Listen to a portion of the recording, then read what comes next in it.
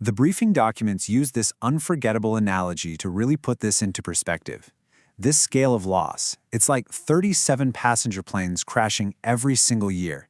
But here's the thing, unlike an actual air disaster, there's no automatic, system-wide investigation to figure out what went wrong, to learn lessons, and to stop it from happening again.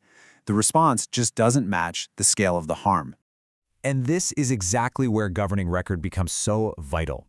The research points out that even when expert committees make critical recommendations on issues like patient safety in the NHS, there's no formal system to track if those recommendations are ever actually implemented. The warnings just get lost in the shuffle.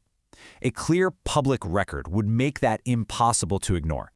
So, when you boil it all down, what this proposal is really calling for is a fundamental shift in how we look at democracy.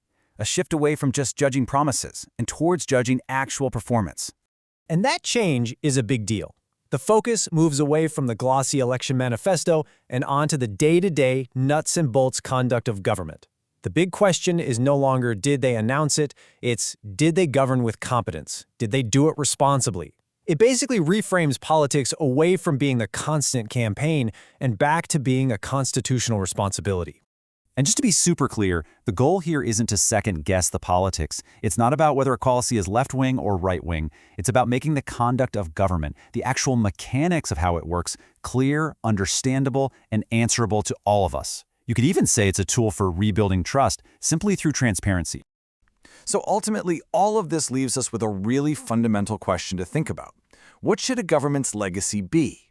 The things it promised to do, or the things it actually delivered?